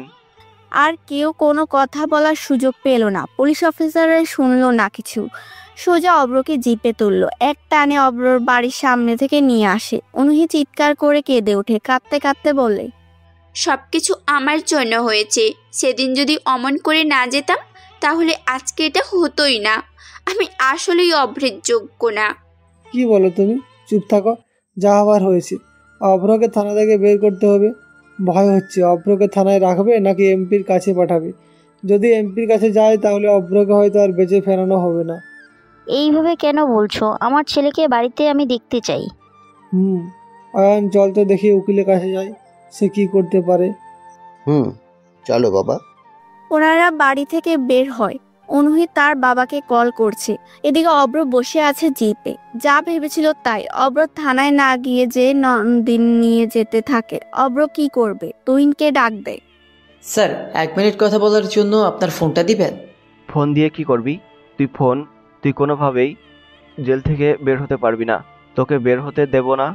রেডি থাক খারাপ কিছুর জন্যে। আরে স্যার, আমি শুধু ফোন চেয়েছি। আমি কি বলেছি নাকি নিজেকে ছাড়ানোর জন্য ফোন লাগবে? কিন্তু তোকে ফোন দেওয়া যাবে না। তোকে কখনোই ছাড়বো না, ছাড়া হবে না। যাকেই ফোন দিস অন্তত এমপি তাকে ছাড়বে না। অব্র মুচকি হাসলো। অব্রের হাসির কারণ বুঝতে পারলো না তুহিন, কিন্তু ফোনটা দেয় না অব্রের কাছে। অব্র হেলান দিয়ে বসলো। বেশ আরামেই বসে আছে অব্র। অব্রের এমন শান্ত মেজাজ দেখে পুলিশরা বেশ অবাক হয়, কিন্তু কিছু না বলে সামনে যেতে থাকে। হঠাৎ দূরে দেখতে পায় কয়েকটা গাড়ি দাঁড়িয়ে আছে। অব্র শব্দ করে হাসে। তুহিনকে বললে, শোন, আমাকে ছাড়ানোর জন্য কোথাও ফোন করা লাগে না, এমনিতেই আমি ছাড়া পেয়ে থাকি। তবে তুই আমাকে বাড়ি থেকে এইভাবে আনার জন্য অনেক ধন্যবাদ। আমার বউকে বোঝাবো এবার ভালোবাসা কাকে বলে। বুঝুক সে ভালোবাসা হারালে কষ্ট কিভাবে পেতে হয়। স্যার, সামনে কতগুলো গাড়ি দাঁড়ানো, ওদের হাতে পিস্তল রাখা, কি করব? গাড়ি রাখিও না স্যার, ওরা চাকাতে গুলি করবে, সামনে পিন ফেলে রাখা। আচ্ছা, গাড়ি রেখে সবাই পজিশন মতো দাঁড়িয়ে যাও। ওরা দেখি কি করতে চাই। তুহিনের কথা মতো জিপটা তাদের সামনে রাখা হয়। সবার মুখে সাদা মাস্ক পরা। ড্রাইভারের সাথে সাথেই বলে, স্যার, এরা তো রোলেক্সের গ্যাংয়ের লোক। স্যার, আমি পালাচ্ছি, আপনি কিভাবে বাঁচবেন জানি না। মানে আর কে সংস্থা? ওই হিংস্র গ্যাং যাদের ভিতরে কোনো মায়া নেই, যারা আর কে সংস্থা হয়ে কাজ করে? জি স্যার, ওদের মুখ দেখেন, রুমাল মাস্ক পরা সাদা রঙের, সেখানে লেখা রোলেক্স। জিপের গাড়িটা থামানো হয়। একটা ছেলে এগিয়ে আসে জিপের দিকে। জিপের পিছনে আরো কয়েকটা ছেলে এসে ঘিরে রাখে পুরো পুলিশ জিপ গাড়িটা। তুহিন ভয় পায়। এরা এখানে কেন? তাড়াতাড়ি এমপিকে ফোন করে তুহিন। স্যার, আমি ঝামেলাতে পড়েছি। অভ্রকে তুলে আনার পথে রোলেক্স গ্যাং আমাদের পথ আটকে রেখেছে। রোলেক্স গ্যাং মানে? এই ভয়ঙ্কর গ্যাং তোমার মতো এক ছোট্ট মানুষকে কেন আটকাবে? ফোন রাখ জলদি, না হলে ওরা তোকে তো মারবেই, আমাকেও মারবে। রাখ শালা। এমপি ফোন কেটে দেয়। ভয়ে ফোনটা আর হাতে নেয় না। তুহিনের কাছে আসে একটা ছেলে। তুহিন থেকে ফোনটা নিয়ে স্ক্রিনের দিকে তাকায়, তারপর বলে, জিপের ভিতর থেকে অব্র বলে ওঠে। সাকিব মুখ থেকে রুমালটা সরালো। অব্রের কথায় কিছুটা বিরক্ত হয়, তারপর ঝাড়ি দিয়ে বলে, জিপে বসে কি করছিস? ওদের রক্ত খা। রক্ত? অব্র হাসতে হাসতে জিপ থেকে নামলো। হ্যান্ডকাপের উপর যে লক আছে সেটা সাকিব গুলি করে। লক খুলে যায়। অব্র হাতের 5টি আঙ্গুল ফুটাতে থাকে, আলসেমি ঝাড়তে থাকে। তারপর তুহিনের কাছে যায় সে। তুহিন রাস্তার উপর মাথায় হাত দিয়ে বসে আছে। সাথে আরো 9 জন পুলিশ সারিবদ্ধভাবে বসা। অব্র তুহিনের কাছে যে বসলো। তুহিনের কোমর থেকে পিস্তলটা বের করে বলল, কি যেন বলেছিলেন অফিসার? আমাকে কেউ ছাড়াতে পারবে না? কারো বাপের ক্ষমতা নেই আমাকে ছাড়ানোর। এমপির কাছে ফোন দিলেন, কি বলল? আসলে মানে আমি কে আমতা শুরু করলে হবে? বলেন, কিছু বলেন। আমার ভুল হয়ে গেছে, আমাকে মাফ করে দেন। আমি বুঝিনি আপনি রোলেক্স গ্যাং এর লোক, আর কি সংস্থা চালান আপনারা। আমি এটা জানতাম না। প্লিজ ভাই, ছেড়ে দিন। রোলেক্স গ্যাংয়ের লোক আমরা? এই সাকিব ভাই, এই অফিসার বলে কি রোলেক্স গ্যাংয়ের লোক না রে? আমরা কি সেটা তুই জানতেও পারবে। আবির, সময় নেই, কি করবি পুলিশটারে? এটাকে বাঁচিয়ে রাখবো ভাই, আমার কাজে লাগবে। আর এর বাড়িতে কে কে আছে? মনে হয় বউ আর বাচ্চা আছে। এটা একটা। ও, তাদের উপরে নজর রাখো। 2 জন ছেলে লাগিয়ে দাও। আমার কাজ সঠিকভাবে না করলে সোজা ওদেরকে শুট করে দিবা। ভাই না, আমি কাউকে কিছু বলবো না, কেউ কিছু জানবে না। আমি সব কাজ করে দেব, তবু আমার বউ আর ছোট বাচ্চাকে কিছু করবেন না। আপনার পায়ে পড়ি। গ্রেট, বাট ভাই তোমরা জানলে কি করে আমাকে পুলিশ ধরেছে? এটার অ্যান্সার তুই ভালো করে জানিস। গেলাম তাহলে। সাকিবের কথা বলে সেখান থেকে চলে যেতে থাকে। অব্র তুহিনের পিস্তলটা হাতে নিয়ে গুলির কাট করে ট্রিগারে চাপ দেয়। কয়েক মিনিটের বাকি 9 জন পুলিশ অফিসার সেখানেই শেষ। সাকিব অব্রের দিকে তাকিয়ে বলে, তুই আর ভালো হলি না আবির। কি দরকার ছিল এদেরকে মারার? লাগবে আমার এটাকে, বাকিদের না। ছেদ। অব্র পিস্তলটা তুহিনের কাছে দেয়। তুহিন হাত পা কাঁপছে। চোখের সামনে ওর সহকারীদের লাশ পড়ে আছে। তুহিন কাঁপা কাঁপা হাতে কোনো রকম পিস্তলটা কোমরে গুজলো। অব্র হাসতে থাকে। সাকিবরা অব্রের উপর গত দিনের ঝামেলার পর থেকেই নজর রেখেছিল, সেই জন্য অব্রের পুলিশে ধরায় ওরা চলে আসে। অব্র সেটা জানে। সাকিবরা লাশগুলো নিয়ে চলে যায়। অব্র তুহিনের কাছে যে তুহিনকে বলল, শোনেন, আপনাকে বাঁচিয়ে রাখলাম কেন বলেন তো? জানি না। ভয় পাচ্ছেন কেন? উঠে বসুন, রিল্যাক্সে কথা শুনুন। বলুন স্যার। শোনেন, আপনি তো থানাতেই যাবেন। সেখানে আমার বাড়ি থেকে লোক আসবে খুঁজতে। আপনাকে জিজ্ঞেস করবে আমি কোথায়। কি উত্তর দিবেন? বলবো কোর্টে চালান করে দিয়েছি। তারপর যদি সেখানে খোঁজ নিয়ে আমাকে না পায় তখন কি করবেন? তখন বলবো আমরা জানি না, কোর্টে চালান করে দিয়েছি। সেখান থেকে এমপি হয়তো অব্রকে নিতে পারে, সেটা তাদের ব্যাপার। আমার যা দায়িত্ব ছিল সেটা করেছি। ওকে, আপনার কাজ হলো কে খোঁজ নিচ্ছে আমার ব্যাপারে সেটা আমাকে জানানো। আপনার নাম্বার দিয়েছেন, আমি কল করব। তবে কেউ যদি জোর করে আপনি বলবেন কিছুই জানি না, তাকে ফিরিয়ে দিবেন। আচ্ছা স্যার, আমি সব ডিটেলস জানাবো। আপনি শুধু আমার পরিবারের কাউকে কিছু করবেন না, বলুন প্লিজ। আমার কাজ যদি ঠিক মতো হয় তাহলে তারা বেঁচে হবে স্যার, সব হবে। আচ্ছা, এখন 2000 টাকা দেন। টাকা মানে? মানে স্যার? সে কি, পুলিশ ঘুষ খায়। বাইক গাড়ি নিয়ে গেলেই রাস্তায় পুলিশ ধরে জরিমানা করে, ওপেন টাকা নেয়। আর আমি 2000 চাইছি বলে কপাল কুঁচকাচ্ছেন? এটা তো কথা না। সরি স্যার, নেন 2000। এখন যান। তুহিন দ্রুত সেখান থেকে গাড়ি নিয়ে চলে যায়। তারপর অব্রের বাড়ি থেকে 1 ঘন্টার ভিতরে থানায় সব লোক চলে আসে। অনুহি সহ তার বাবা মা, অব্রের বাবা উকিলকেও নিয়ে গিয়েছে।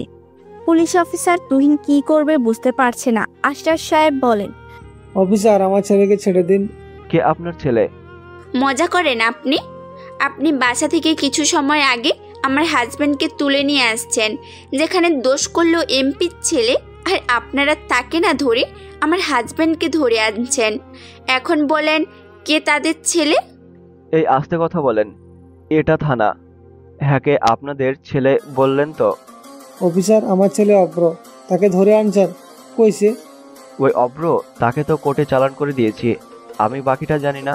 রাস্তায় কি হবে না হবে সেটা রাস্তাতেই। মানে কি আপনি এইসব কি বলছেন? আমাদের ছেলে কি গায়েব হয়ে যাবে নাকি? আপনি দায়িত্ব নেবেন না? আমি কেন নেব? আমার কাজ অপরাধী ধরা, তারপর তাকে কোর্টে পাঠানো। সেখানে যেতে যেতে যদি প্রবলেম হয় সেটা গাড়িতে পুলিশেরা বুঝবে। 24 ঘন্টার ভিতরে আমার হাজব্যান্ডের খবর যেন আমরা পাই। আমরা কোর্টে যেয়ে খোঁজ নিচ্ছি। দেখি যদি না পাই না তাহলে আপনার হিসেব দিতে হবে, বলে দিলাম। সবাই থানা থেকে বের হয়ে আসে। তুহিন কি করবে বুঝতে পারছে না। হঠাৎ ওর ফোন বেজে উঠেছে। তাকিয়ে দেখে আননোন নাম্বার। তুহিন রিসিভ করে। কি ব্যাপার তুহিন সাহেব? আমি অভ্র, চিনতে পারছেন নাকি? স্যার আপনি? উফ, কি যে কষ্টে আছি। আপনার পরিবারের সবাই এসেছিল, বিশেষ করে আপনার স্ত্রী তো অনেক ক্ষেপে গেছে। আমাকে 24 ঘন্টার সময় দিয়েছে। যদি আপনার খবর না দিতে পারি তাহলে কি হবে? আমাকে শাসিয়ে গিয়েছে। স্যার কিছু একটা করেন। আপনি আপাতত বলে যাবেন কিছুই জানেন না, বাকিটা দেখছি আমি। অব্র ফোন কেটে দেয়। তুহিন মনে মনে বলে, ধুর, কেন যে এমপির কথা মতো আমি কাজটা করতে গিয়েছিলাম। আমি কি জানতাম রোলাক্স গ্যাংয়ের লোক অভ্র। ধুর, ভালো লাগে না। অনুহি বাসিটিতে আসে। নিহালকে ডাকে। নিহাল জানে অনুহি এখন তার ভাবি হয়। নিহালের খুব লজ্জা পাচ্ছে অনুহির সামনে। অনুহি বলে, অভ্রকে পুলিশ ধরে নিয়ে গেছে রাজকে মারার জন্য। কি বলেন এটা? হ্যাঁ। আচ্ছা নেহাল, একটা কথা বলো তো। কি কথা ম্যাম? অভ্রকে দেখেছিলা রাজকে কিভাবে মারতে? অভ্রকে কতটা ভয়ঙ্কর লাগছিল দেখছিলা? হ্যাঁ ম্যাম, অভ্র তাকে বাজেভাবে মেরেছে। একদম সাইকো টাইপ, তাই না? আরেকটা জিনিস খেয়াল করেছো? কি ম্যাম? অভ্রকে যে নয়ন মাস্তান তুলে নিয়ে যায়, তারপর থেকে নয়নকে আর দেখেছো? না ম্যাম, কিন্তু কেন? অভ্র কি অনেক রাগী? সে কি পাগলের মতো আচরণ করে রাগলে? না ম্যাম, আমি অভ্রকে কখনো রাগতে দেখিনি। সেদিনের আগ থেকে অভ্রকে সবসময় হেসে নতুন বা মন খারাপ করে কথা বলতে দেখেছি, তাকে কখনো রাগতে দেখিনি। সে যথাসম্ভব নিজেকে শান্ত রাখে। কি হয়েছে? না কিছুই না, থানায় গিয়েছিলাম, পুলিশ অভ্রের কোনো খোঁজই দিচ্ছে না।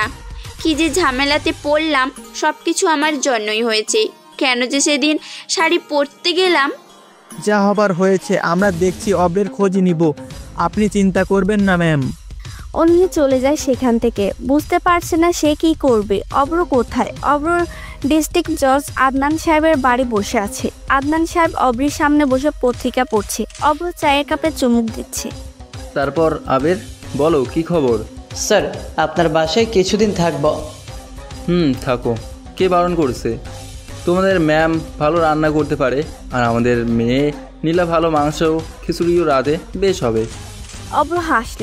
আদনান সাহেবের সাথে অভ্রের অনেক আগে থেকেই খাতির। যখন থেকে আদনান সাহেব ছাত্র আন্দোলনের সময় পুলিশদের সামনে পড়ে মার খাচ্ছিল, তখন অভ্র এগিয়ে আসে। পুলিশদের বিরুদ্ধে সবার মাঝ থেকে একটি আন্দোলন চালিয়ে যেতে বলে। পরে অভ্রের কথা মতো আরও কয়েকটা ছেলে আদনান সাহেবকে সেভ করে। এরপর থেকে অভ্র উনি ভালো ছেলের নজরে দেখেছে।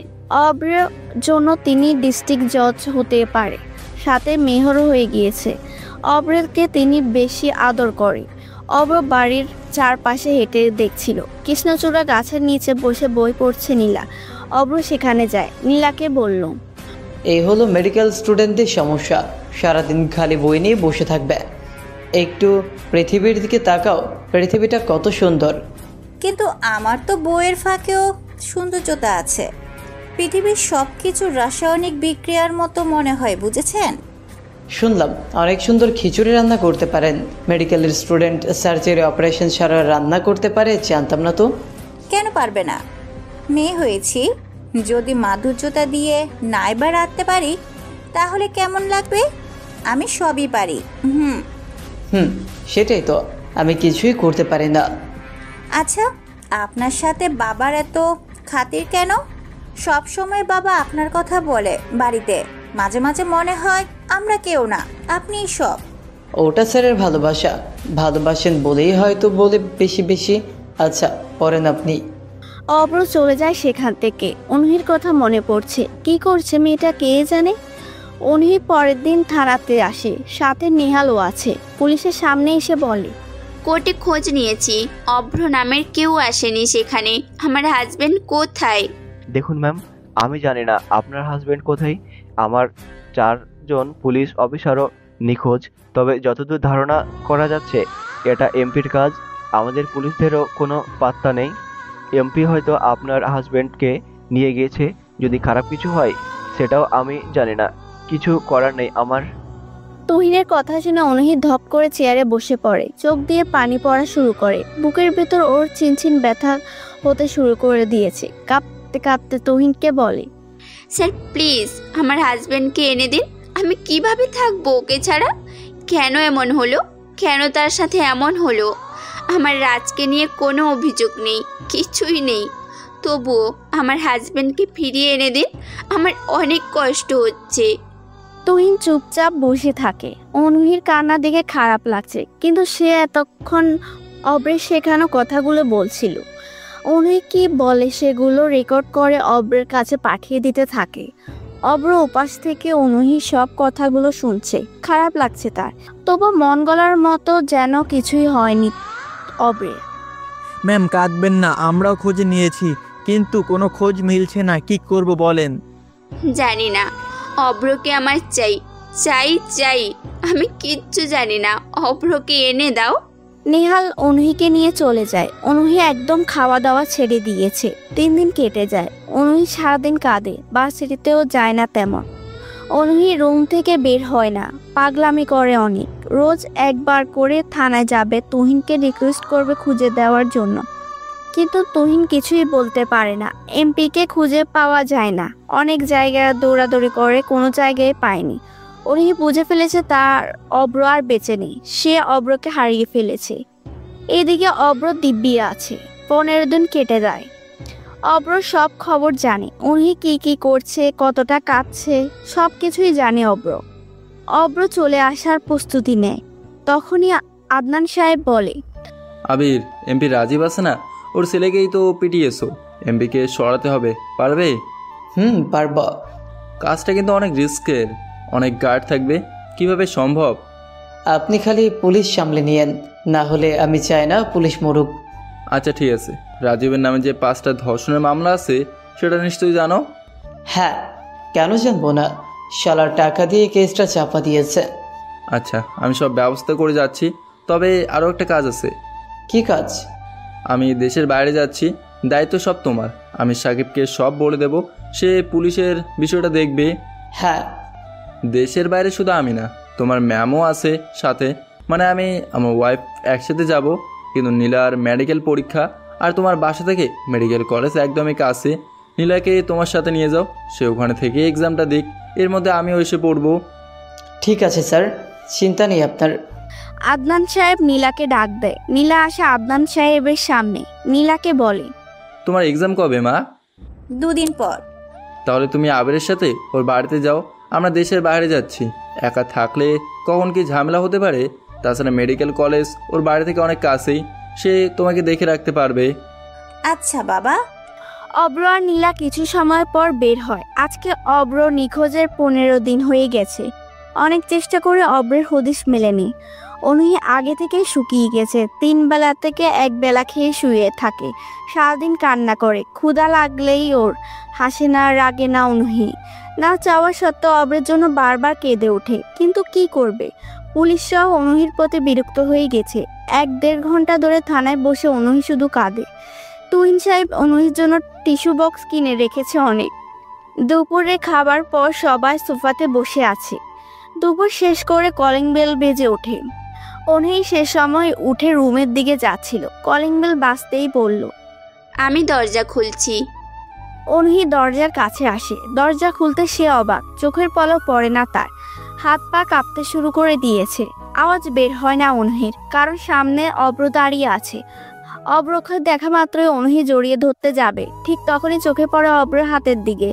অব্র কারো হাত ধরে আছে, দেখে মনে হচ্ছে কোনো মেয়ের হাত। অনহি সরে আসে। হ্যাঁ, সত্যি অব্র কোনো মেয়ের হাত ধরে আছে। অব্র হাসি দিয়ে বলে, হ্যালো ম্যাম, কেমন আছেন? অনহি মেয়েটার দিকে তাকিয়ে আছে, মেয়েটাকে দেখতে থাকে সে। অব্র তখন বলে, পরিচয় করিয়ে দি নীলা, উনি হলেন আমাদের ভার্সিটির ম্যাম, আমার মায়ের বান্ধবীর মেয়ে। তোমার মতোই এসে থাকে, মানে এখান থেকে ভার্সিটি কাছে তো, তাই এখানেই থাকে। আর ম্যাম, এ হলো নীলা, আমার ফ্রেন্ড, আমার এক স্যারের মেয়ে হয়। অনু, দাঁড়িয়ে কেন? কি হয়েছে? কে এসেছে? দাঁড়িয়ে আছ দরজায়, দাঁড়িয়ে কি করো? মা, অভ্র। হ্যাঁ, অভ্র আবার খুঁজবে। মা, অভ্র এসেছে। কি? অভ্র এসেছে? অনহি মেয়েটার দিকে তাকিয়ে আছে, মেয়েটাকে দেখতে থাকে সে। অব্র তখন বলে, দৌড়ে আসে বাড়ির সবাই। বাহিরে এসে দেখে সত্যি অব্র এসেছে। অব্রকে দেখা মাত্র সবাই এসে জড়িয়ে ধরে, সবার সাথে কথা শেষ করে। অব্র বলে, আমি ঠিক আছি তো, আমি এতদিন স্যারের বাসাতেই ছিলাম। স্যারের মেয়ে আসছে, নীলা, মেডিকেলে পড়ে, এক্সাম চলবে তো, তাই মেডিকেল কলেজ কাছে, সেই জন্য নিয়ে এসেছে। তোকে কত খুঁজেছি জানিস? আচ্ছা, ভেতরে তো ঢুকতে দিবে নাকি? আয়। ভিতরে এসে অব্র সবাইকে বুঝিয়ে বলে, তুহিন আমাকে নিয়ে যাচ্ছিল, জিপটা অ্যাক্সিডেন্ট করে, আমি সেখান থেকে পালাই। তুহিন ভাবে এমপির লোক নিয়ে যায়, তারপর ভয়ে আমি আর এদিকে আসিনি। তারপর নীলার সাথে সবার পরিচয় করিয়ে দিল। নীলাকে রেহানা বেগম আদর করে বেশ। নীলার হাত ধরে রেহানা বেগম বলে, আচ্ছা, যা হওয়ার হয়েছে, নীলাকে নিয়ে তোর পাশের গেস্ট রুমে যা, ওটা নীলার জন্য। ঠিক আছে মা, নীলা আসো। অব্র নীলার হাত ধরে আর ব্যাগ প্যাক করে উপরের দিকে যেতে থাকে। উনি কেবল দাঁড়িয়ে অব্রের কাজকর্ম দেখছে। সে ভাবছিল অব্র হয়তো তাকে নিচ থেকে জড়িয়ে ধরবে, বলবে, অনহি, তোমাকে অনেক মিস করেছি, তোমাকে ছাড়া থাকতে পারবো না। অনহি চেয়েছিল অব্র যদি সে খুঁজে পায় অব্রকে জড়িয়ে ধরবে শক্ত করে। তারপর বলতে চেয়েছিল, অব্র তোমাকে অনেক ভালোবাসি, অনেক আগে থেকেই ভালোবাসি, আর কখনো তোমাকে চোখের আড়াল হতে দেব না। কিন্তু এরকম কিছুই হয়নি, বরং অব্র থেকে আবারও সে ইগনোর পাচ্ছে। অনহির মেজাজ অনেক খারাপ, সব কিছু অসহ্য লাগছে। অনহির দিকে অব্র একবারও তাকালো না। কি খারাপ ছেলে। অনহি উপরের ঘরে চলে যায়। পাশের রুম ক্রস করার সময় উকি দেয় অব্র নীলার রুম সাজিয়ে দিচ্ছে, পড়ার টেবিল বই দিয়ে সাজানো। নীলা অব্রকে বলছে, এই যে আপনি এবার রেস্ট নেন, অনেক দূর থেকে আসছেন।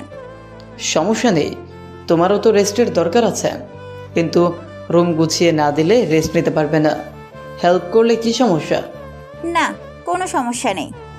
দুজনে কাজ করছে, এপাশ ওপাশ করে ছুটোছুটি করছে দুজন। হঠাৎ দুজন ক্রস করে দিয়ে মাথায় ঠুকল খায়। দুজন কপালে হাত দিয়ে একে অপরের দিকে তাকায়। অব্র নীলার কপালে হাত দিয়ে বলে, অনেক লাগছে। আপনার মাথা অনেক শক্ত। আচ্ছা ওয়েট। উনি এসব কিছু দাঁড়িয়ে দাঁড়িয়ে দেখছে, ভিতর যাচ্ছে না সে। অব্র ভিতর থেকে বাইরে আসে, অনহিকে দরজার কাছে দাঁড়িয়ে থাকতে দেখে এক পলক তাকালো। তারপর দ্রুত সেখান থেকে দৌড়ে ফ্রিজের কাছে যায়, বরফ বের করে নিয়ে আবার দৌড়ে নীলার রুমে আসে। নীলা বিছানে বসা। অব্র নীলার কপালে বরফ লাগাতে থাকে। অনহি আর সহ্য করতে পারছে না, নিজের হাজবেন্ড তার কেয়ার না নিয়ে অন্য কারোর মেয়ের কেয়ার নিচ্ছে। এই দৃশ্য দেখার জন্য কি অনহি এতদিন অপেক্ষা করেছিল? অনহি চলে আসে সেখান থেকে। অনেক মন খারাপ অনহির, বালিশ জড়িয়ে ধরে কাঁপতে থাকে সে। নীলার কপালে বরফ লাগানোর সময় নীলা প্রশ্ন করে, আপনার নাম তো আবির, বাড়িতে সবাই অব্র বলে কেন? না মানে আমার তো দুটো নাম, আবির হাসান অভ্র। বাড়িতে সবাই অভ্র বলে, তুমিও সবার সাথে অভ্র বলবা। আচ্ছা ঠিক আছে। বেশ কিছু সময় পর অব্র রুমে আসে। অব্র দেখে অনহি দ্রুত চোখের পানি মুছে নেয়। অব্র কিছু বলল না, নিজের মতো ড্রেস নিয়ে ওয়াশরুমে চলে যায়। মনে মনে অনহি বলে, সে কেন আমার সাথে কথা বলছে না? কি হয়েছে ওর? অভ্র কি আর আমাকে ভালোবাসে না? সে কি নীলার প্রেমে পড়েছে?